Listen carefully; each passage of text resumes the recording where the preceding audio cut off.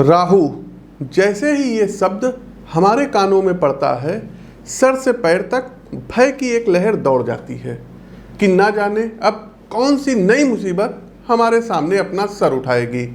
राहु का नाम सुनकर बड़े बड़े महारथियों को पसीना आ जाता है, क्योंकि इनका प्रभाव ही ऐसा है। सोचिए, जो ग्रह स्वयं ग्रहों के राजा सूर्य को एक निवाले की तरह अपने मुंह में रख सकता हो, उसकी शक्ति कितनी विस्तृत और प्रभावी होगी। मित्रों, राहु से हमारा भय अनायास नहीं है। चूंकि आसुरी प्रकृति का ग्रह है राहु, इसलिए परिणाम भी उसी के अनुसार ही देता है। पर ये आधा सच है। जी हाँ, ये आधा सच है। यदि ठीक तरीके से समझें और राहु की अत्यंत विस्तृत शक्तियों को ठीक तरीके से प्रयोग करें तो यकीन मानिए, चुटकी बजाकर ये आपको जमीन से आसमान पर बैठा सकता है। सोशल मीडिया हो गया, इंफॉर्मेशन टेक्नोलॉजी हो गया जिसको आईटी बोलते हैं, शेयर मार्केट हो गया, राजनीतिक गठजोड़ हो गया, इन सभी क्षेत्रों में राहु अपना डंका बजाता ही बजाता है। यदि आपकी जन्म कुंडली में राहु योग कारक ग्रह के साथ शुभ स्थितियों में विराजमान हो जाए तो सारी दुनिया मिलकर भी आपको सफल होने से नहीं रोक सकती है। सामान्यतः राहु तीसरे, छठे, 10वें और एकादश भाव में सर्वाधिक शुभ माने जाते हैं।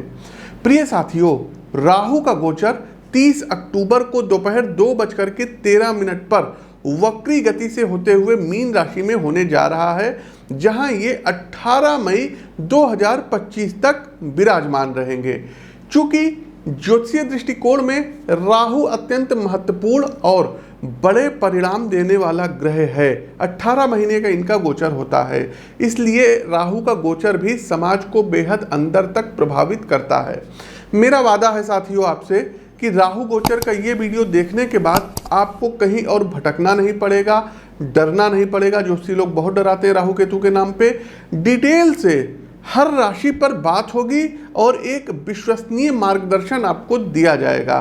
तो चलिए गजानन महाराज का स्मरण करते हुए अपने इस कार्यक्रम को प्रारंभ करते हैं। आगे बढ़ने से पहले आपको बता दें साथियों कि प्रस्तुत गोचर आपकी चंद्र राशि व आपकी नाम राशि दोनों पर संयुक्त रूप से आधारित है। तो इसको आप अपने नाम राशि से भी देख सकते हैं, चंद्र राशि से भी देख सकते हैं। एक बात और बताना चाहेंगे साथियों, उपाय हम बिल्कुल अंत में बताएंगे, वो सभी के लिए प्रभावी होंगे। साथ ही साथ यदि आप अपनी जन्म कुंडली का व्यक्तिगत तौर पर विश्लेषण कराना चाहते हैं तो लखनऊ में आप हमसे मिल सकते हैं, स्क्रीन के दिए गए नंबरों पर संपर्क कर सकते हैं। प्रत्येक माह हमारा दिल्ली आगमन होता है, तो उसकी जानकारी भी आप स्क्रीन के दिए गए नंबरों पर ले सकते हैं। आगे बढ़ने से पहले साथियों कुछ हमारी प्रिडिक्शंस है, जो कि जब ये राहु का गोचर होगा उस दौरान देश विदेश में होगा, तो क्या कुछ वो प्रिडिक्शन है सबसे पहले हम आपको बताए दे रहे हैं। देखिए, कई स्टेट के चुनाव है और तमाम लोग कहते हैं कि पंडित जी जो है स्टेट इलेक्शन के बारे में आप बताइए, तो उसका एक अलग से वीडियो हमारे चैनल पर आएगा। लेकिन अभी हम आपको बता दे रहे हैं, जैसे मध्य प्रदेश में इलेक्शन है, तो मध्य प्रदेश में इस बार बीजेपी के हाथ से सत्ता जाती हुई जो है दिख रही है और कांग्रेस यहाँ पर सरकार बनाएगी। दूसरा आते हैं छत्तीसगढ़ में। छत्तीसगढ़ में दर्शकों कांग्रेस की सरकार है और एज इट इज़ कांग्रेस की ही सरकार अभी बनी रहेगी, तो छत्तीसगढ़ और मध्य प्रदेश दोनों जगह कांग्रेस ही कमबैक करेगी। तीसरा दर्शकों, हरियाणा की हमारे पास तमाम जो है कुंडलियाँ आई थी जो है इलेक्शन से संबंधित, तो हरियाणा इलेक्शन में इस बार बड़ा उलटफेर हो जाएगा। अभी जो गठबंधन की इनकी सरकार चल रही है, तो बीजेपी सत्ता से जा सकती है और यहाँ पर भी कांग्रेस की सरकार आती हुई दिख रही है।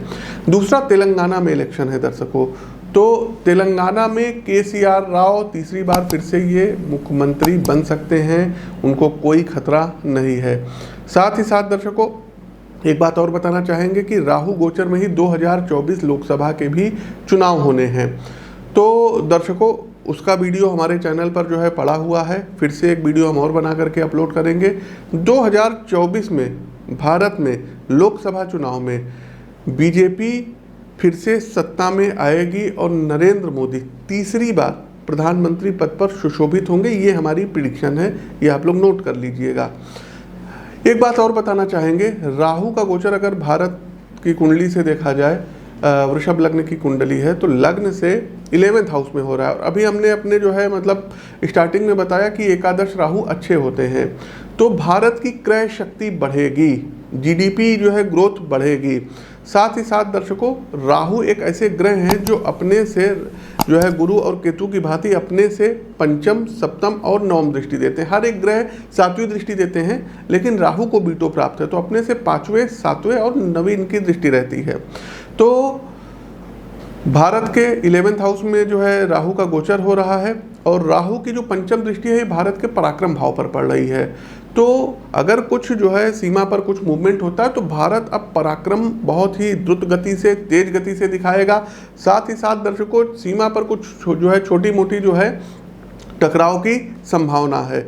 इसके अलावा दर्शकों, हमने भूकंप को लेकर के देखिए प्रिडिक्शन की थी जब मंगल जो है अस्त हुए थे। 23 तारीख को हमने वीडियो बनवाया था और हमारे चैनल पे शायद 28 या 29 जो है क्या कहते हैं सितंबर को पब्लिश हुआ था। और अभी अगर देखा जाए तो 3 अक्टूबर को नेपाल में बहुत बड़ा भूकंप आया था, और हमने स्पेशली नाम लिया था कि नेपाल में भूकंप आएगा, भारत में आएगा। तो नेपाल में 6 रिक्टर स्केल के ऊपर का भूकंप आया, भारत में आया है। आप उस वीडियो का अंत से देख सकते हैं। साथियों, नेपाल, भारत, अफगानिस्तान हो गया और पाकिस्तान हो गया, ईरान हो गया, यहाँ पर कुछ भूकंप इत्यादि जो है काफ़ी बड़े पैमाने पे भूकंप आ सकते हैं। तो जब तक मंगल अस्त है जनवरी तक का विशेष ध्यान रखिएगा, भूकंप से कुछ क्षति होती हुई दिखाई दे रही है। कहने का आशय साथियों ये है कि भूकंप फिर से आएगा और सुनामी आएगी, तो जो नेपाली हमारे भाई बहन रहते हैं, महामृत्युंजय मंत्र का प्रतिदिन जाप किया करें और कोशिश करें ऐसे क्षेत्र में जहां उनको कोई खतरा है तो वो मैदानी एरिया पर आकर के रहें। नेपाल के अलावा भारत में भी भूकंप आएगा, और भारत में उत्तराखंड में भूकंप जो है यदि हम बताएं, हमने नोट किया है तो लगभग जो है 2024 में मार्च से लेकर के और जुलाई के बीच में कुछ जो है भूस्खलन हो गया, कुछ भूकंप हो गया। ये उत्तराखंड, हिमाचल और जो है कश्मीर में आ सकता है। आप लोगों को सावधान रहने की ज़रूरत रहेगी। साथ ही साथ साथियों की धार्मिक उन्माद बढ़ेगा। देखिए, राहु जो हैं ये मीन राशि में गोचर कर रहे हैं, देवगुरु बृहस्पति की राशि में गोचर कर रहे हैं। इलेक्शंस भी पास आ रहे हैं, तो धार्मिक उन्माद ज़्यादा होगा और बहुत कुछ जो है अच्छे संकेत नहीं दे रहे हैं। मार काट ज़्यादा मची रहेगी लोगों के बीच। एक चीज़ और है, कोई बहुत बड़ा रक्षा सौदा भारत के पक्ष में ये होता हुआ दिखाई दे रहा है। साथ ही साथ फॉरेन में, विदेशों में भारत की साख बढ़ेगी। एक बात और बताएं साथियों, देखिए तमाम स्टेट्स वगैरह के जो राज्यपाल हैं, मुख्यमंत्री हैं, इनके कार्यक्षेत्र में परिवर्तन हो सकता है। साथ ही साथ दर्शकों, वायुयान दुर्घटना जो है ग्रस्त की हमने भविष्यवाणी की थी, तो जनवरी तक बहुत ज़्यादा सावधान रहना पड़ेगा। इधर अक्टूबर से लेकर के जनवरी के बीच में कोई प्लेन क्रैश वगैरह ना हो जाए, इसका ध्यान रखना होगा। अच्छा, एक जो है छोटी सी जो है आपको अपडेट और देना रहेगा। राहु केतु के नाम पे दर्शकों तमाम लोग पूजा पाठ करवा लेते हैं। कोई कनाडा में बैठा है, कोई लंदन में बैठा है और यहाँ इंडिया में पूजा करवा लेते हैं, तो पूजा मान्य नहीं होगी। आपको खुद उपस्थित होकर के राहु केतु की शांति करानी होगी। ऐसे पैसे आप लोग किसी भी लोगों को मत दीजिए, वो लोग पूजा पाठ करते नहीं और कुछ आपका होगा नहीं। तो इन चीज़ों का आप लोग ध्यान रखिएगा साथियों, और किसी के डराने से मत डरिएगा। चलिए अब हम आगे बढ़ते हैं, अधिक समय ना लेते हुए गणेश महाराज का ध्यान करते हुए अपने कार्यक्रम को आगे बढ़ाते हैं। आगे बढ़ते हैं साथियों, हमारी अगली राशि आती है कन्या राशि। कन्या राशि के जातकों, राहु अब आपके 7वें भाव में प्रवेश करने जा रहे हैं। स्थिति ये है मित्रों कि यदि आप ध्यान नहीं देंगे तो अकस्मात किसी बड़ी बीमारी का जन्म धीरे धीरे आपके शरीर में हो सकता है। खास करके यदि आप महिला हैं तो आपके गर्भाशय में कोई सिस्ट इत्यादि हो सकती है और उसको लेकर के आप परेशान हो सकते हैं, और बहुत बड़ी बीमारी हम बोल नहीं सकते, वो बीमारी भी आपको हो सकती है। साथ ही साथ एक बात बताएं, कन्या राशि के मित्रों, अक्सर ऐसा होता है कि मात्र किसी बात की आशंका होने से भी वो चीज़ सत्य हो जाती है। तो स्वास्थ्य के दृष्टिकोण से भी आपके साथ कुछ ऐसा ही होने वाला है। किसी बीमारी की अनावश्यक चिंता आपको सच में बीमार बना सकती है। इसलिए आपको यहाँ पर हम ये सलाह देंगे कि आवश्यकता से अधिक किसी भी बात पर चिंता ना करें, ओवर थिंकिंग मत करिएगा। 2 काम करिए, जो है अपने डॉक्टरों से, चिकित्सकों से प्रॉपर सलाह लीजिए और कोशिश कीजिए हर दूसरे तीसरे महीने अपनी जन्म कुंडली का विश्लेषण जरूर कराइए। आपके इंट्यूशन यानी अंतर्ज्ञान में ज़बरदस्त विकास होगा। आपके आसपास जो लोग हैं, आप उनकी मनोस्थिति को बिना कहे ही समझेंगे, साथ आवश्यक सहायता भी करेंगे। इसके अलावा जो भारतीय धर्म दर्शन की धरोहर है, आपका उसके प्रति रुझान बढ़ेगा। आप ज्योतिष, पुराण उपनिषद, भारतीय इतिहास, इसके अध्ययन में गहन रुचि लेंगे, जिससे आपके सामाजिक दृष्टिकोण में एक जबरदस्त परिवर्तन आएगा। यदि पेशेवर जीवन की बात करें तो कहीं ना कहीं भटकाव की स्थिति बनती हुई दिखाई दे रही है। आप एक टास्क से दूसरे टास्क की ओर जाएंगे, जिससे किसी एक सटीक परिणाम पर पहुंचना आपके लिए मुश्किल भरा हो सकता है। एकाग्रता में विभाजन के कारण कन्या राशि के जातकों आपको अपने कार्य क्षेत्र में ज़्यादा मेहनत करनी पड़ेगी और परिणाम आपके मन मुताबिक आए ऐसा आवश्यक नहीं है। आर्थिक दृष्टिकोण से अधिक सतर्क रहने की सितारे सलाह दे रहे हैं। आप जो भी वित्त संबंधी समझौता करने जा रहे हैं उसमें कुछ ऐसे भ्रामक बिंदु हो सकते हैं जिससे आपका एक बड़ा फाइनेंशियली लॉस हो जाए। इसलिए किसी भी लेन देन से पूर्व एक अच्छे सलाहकार से हर आयाम पर चर्चा करना आपको किसी बड़ी समस्या से बचा सकता है। व्यावसायिक गतिविधियों को लेकर अपने क्लोज सर्किल मित्रों पर ही विश्वास करें। यदि कोई बड़ा निर्णय लेने जा रहे हैं तो सुनी सुनाई बातों पर विचार ना बनाइएगा। मार्केट का गहन विश्लेषण और मांग की वास्तविक संभावनाओं के बाद ही निवेश करना आपके लिए उचित रहेगा। इसके अलावा कन्या राशि के जातकों, यदि आप शादीशुदा हैं तो ये मान के चलिए कि शादीशुदा जीवन में कहीं ना कहीं बिखराव की स्थिति आती हुई दिखाई दे रही है। कोर्ट में यदि आपका कोई मामला चल रहा था तो वो अब जा कर के कहीं ना कहीं उसका निस्तारण होता हुआ दिखाई दे रहा है। उपाय दर्शकों अंत में बताएंगे। आप अपनी पत्रिका का विश्लेषण करवा करके विस्तृत तौर पर जान भी सकते हैं। अब अंतिम पड़ाव आता है उपाय का। उपाय क्या करना होगा? तो सबसे पहले साथियों, हर 3 महीने में आपको करना ये होगा कि 7 शनिवार एक जटे वाला नारियल लेना है और उसको अपने सर के ऊपर से एंटी क्लॉकवाइज 9 बार उतारना रहेगा। कितनी बार? 9 बार। और उसको जल पर अपने मस्तक पर लगा करके और जल प्रवाह आपको कर देना होगा।